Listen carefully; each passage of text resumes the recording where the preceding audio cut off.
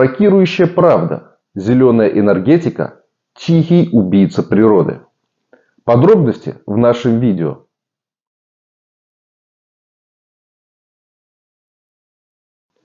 Всем привет! В нашем видео мы раскрываем шокирующую правду о зеленой энергетике. Возможно, вы думали, что использование альтернативных источников энергии несет только позитивные последствия для природы. Вы ошибались. У нас есть данные, которые изменят вашу точку зрения. Мы выяснили, что зеленая энергетика также может причинять вред окружающей среде и становиться тихим убийцей природы. В этом видео мы расскажем вам все, а еще покажем вам ветряки, работающие от дизель-генераторов. Зеленая энергетика, основанная на использовании возобновляемых источников энергии, стала одной из важных тем в нашей современной жизни. Она основана на использовании возобновляемых источников энергии, таких как солнечная и ветровая. Многие страны мира активно переходят на зеленую энергетику, надеясь уменьшить свою зависимость от нефти, газа и других традиционных видов энергии. Она предлагает нам переход от ископаемых видов топлива к более экологически чистым альтернативам.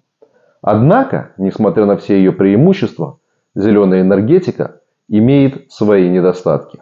Поехали! Разрушительное воздействие ветрогенераторов на дикую природу хорошо задокументировано. Недавние исследования показали, что эти турбины являются причиной гибели большого количества птиц и летучих мышей. Лопасти ветрогенераторов вращаются с высокой скоростью, создавая опасность для птиц и летучих мышей, которые подлетают слишком близко. Животные часто погибают от вращающихся лопастей или получают смертельные травмы после столкновения с ними. Исследования показали, что в некоторых районах число погибших может достигать тысяч, причем особенно уязвимы перелетные птицы, поскольку они сезонно находятся в районах, где расположены турбины.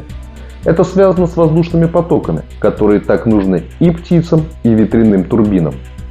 Помимо гибели диких животных, ветряные турбины также создают высокий вибрационный фон, нарушающий естественное поведение животных в зоне их обитания.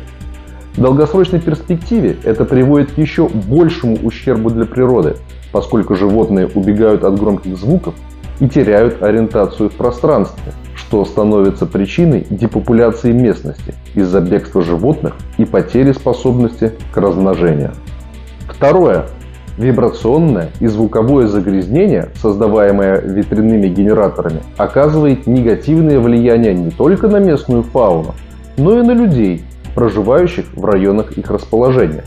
Учеными доказано, что длительное воздействие низкочастотных вибраций на человека приводит к изнуряющим головным болям, усталости, стрессам и более серьезным проблемам, таким как заболевания сердечно-сосудистой и нервной системы.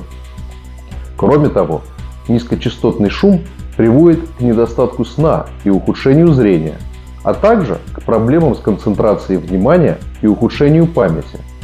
В целом, это может существенно ухудшить самочувствие человека. Особенно чувствительны к этому дети, беременные женщины, люди с сердечно-сосудистыми заболеваниями и нарушениями нервной системы. Не все так радужно, как нам это преподносят, и с солнечной энергетикой. Третье. Отраженное тепло от солнечных электростанций негативно влияет на выпадение осадков. Крупные солнечные панели преобразуют солнечную энергию в электричество, при этом отражая часть тепла обратно в атмосферу. Это неизбежно ведет к изменению альбедо поверхности Земли и, соответственно, к непредсказуемому изменению климата и погодных условий, таких как усиление засух или повышение риска эрозии почвы.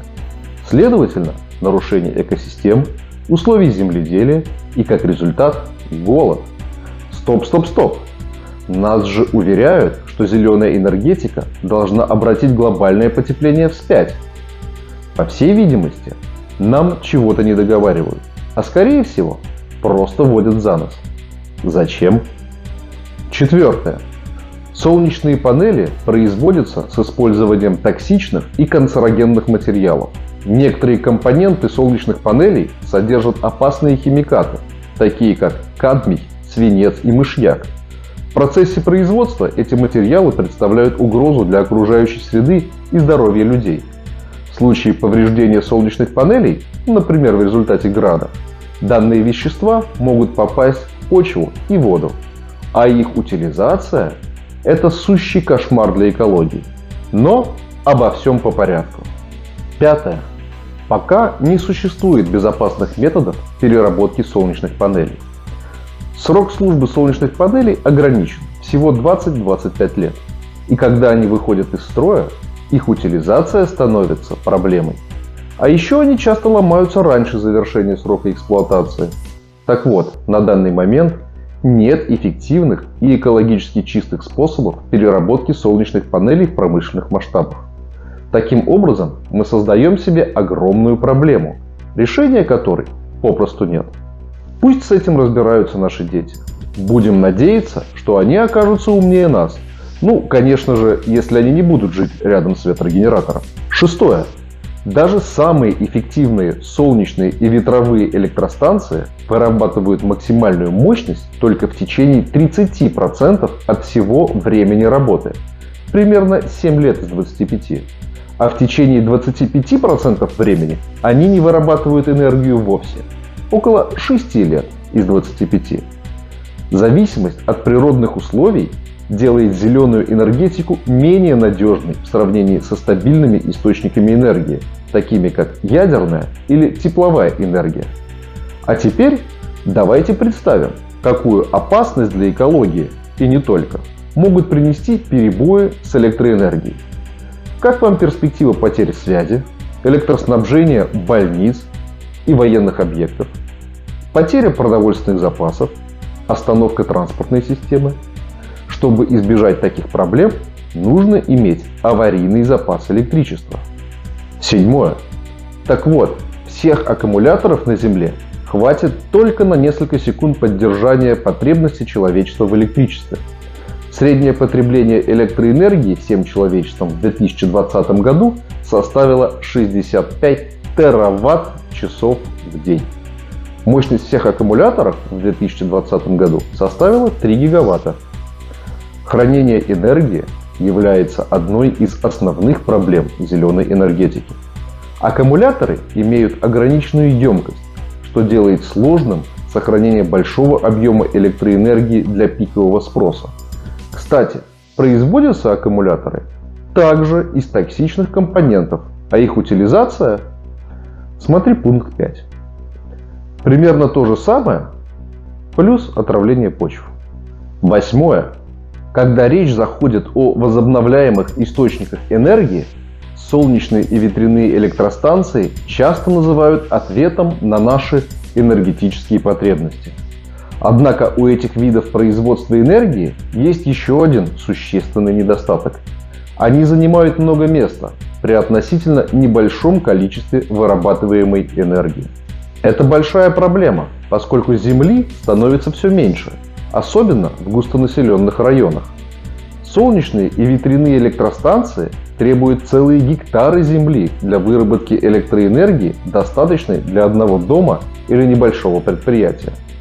Это означает, что для удовлетворения растущего спроса на энергию нам потребуется еще больше земли, которая в противном случае могла бы быть использована для сельского хозяйства, строительства жилья и других объектов.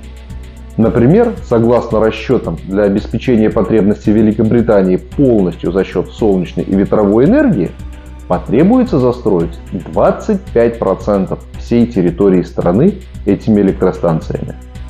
Нехватка земли может вызвать конфликты из-за ограниченности природных ресурсов и уничтожения экосистем в условиях растущего населения Земли. Это приведет к войнам. Кстати, по зеленой повестке Европа впереди планеты всей. Не помните, как там обстоят дела с плотностью населения? В заключение расскажу, что не так давно в Шотландии были выявлены случаи подключения ветряных генераторов к дизельным моторам для обеспечения их непрерывной работы. Эти ветрогенераторы в Шотландии должны выглядеть примерно так. Ну, плюс, конечно, дизель-генератор, чтобы они работали. И к дизель-генератору, конечно, нужно топливо. Дизель. Вот. Ну и, конечно, вот. How dare you? И на этом инциденте я бы хотел заострить ваше внимание. Давайте разберемся. Вот сторонники зеленой энергетики проталкивают проекты, программы и даже законы для внедрения технологий по использованию возобновляемых источников энергии с целью повышения экологичности и защиты окружающей среды. Европа семимильными шагами идет к отказу от углеводородного сырья для производства электричества, заменяет двигатели внутреннего сгорания на электродвигатели и вливает в европейский зеленый курс более 1 триллиона евро. И при этом их ветряки заправляются соляркой? В чем смысл? На протяжении десятилетий вопросы экологии, глобального потепления и зеленой энергетики являлись не столько благой целью ради светлого будущего человечества, сколько эффективным инструментом для политического давления и шантажа на неугодные страны и корпорации. Выгодополучателями являлись страны развитого Запада, которые связывали развивающиеся экономики экологической и технологической удавкой. Прием стал настолько повсеместным, что вышел из-под контроля и отправился жить своей жизнью.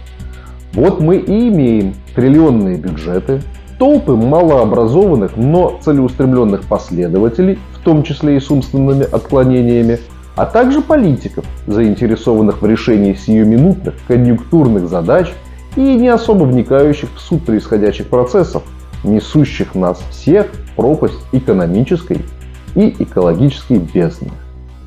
На этом у меня все. Если вам понравился материал, ставьте лайк и подписывайтесь на наш канал.